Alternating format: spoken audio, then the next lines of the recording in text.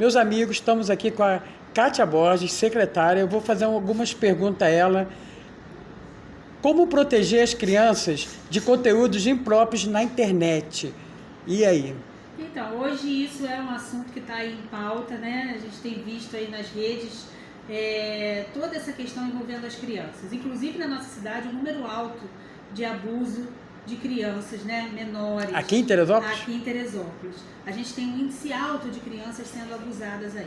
Qual é o risco disso na internet? Hoje a gente não sabe com quem que a criança está falando do outro lado. O WhatsApp, o próprio WhatsApp, né, os próprios aplicativos, os joguinhos de internet, eles têm muitas discussões online, tem chats online ali onde a criança conversa e você não sabe com quem. Hoje com a inteligência artificial a gente muda a voz, né, a gente muda jeito de falar e essas crianças acabam se envolvendo nesses jogos, que é onde essas pessoas procuram para envolver essas crianças. E quais os principais riscos, na opinião da doutora? A senhora, por exemplo, na casa da senhora, quais os cuidados que a senhora tem?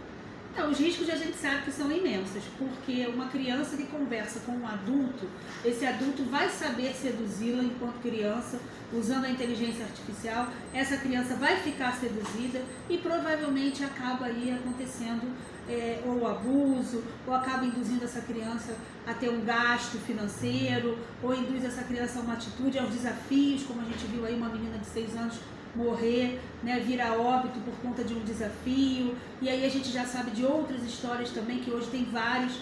Então esses são os riscos. Na minha casa, por exemplo, meu filho não tem, vai fazer 12 anos, ele não tem celular, porque a criança, 12 anos, para ter celular, ela precisa ter uma responsabilidade, para saber usar esse aparelho hoje.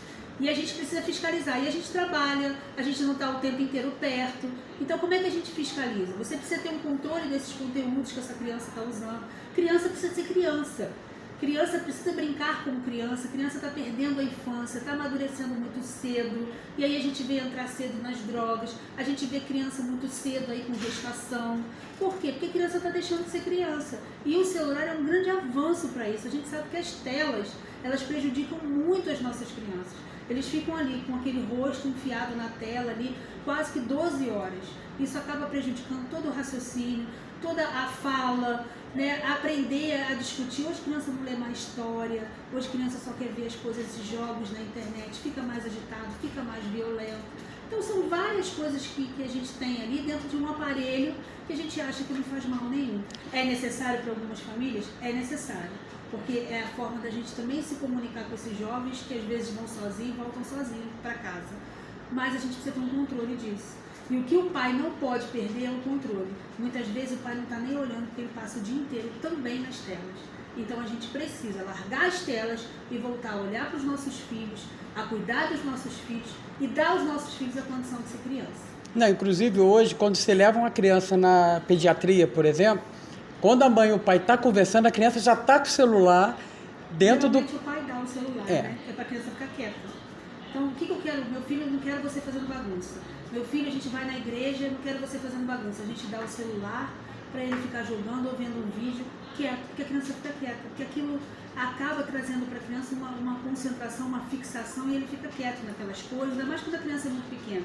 Aquelas cores, né, do barulho. E os nossos jovens, a gente já sabe, eles estão nos aplicativos que são mais avançados.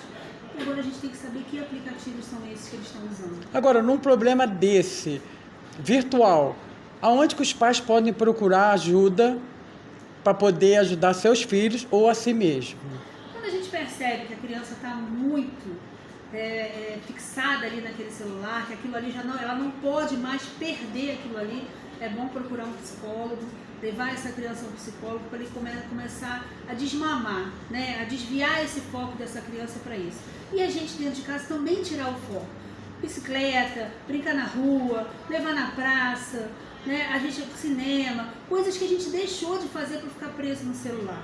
É bom levar essa criança para conhecer a vida aqui fora, porque hoje eles só conhecem a vida ali dentro daquelas telas.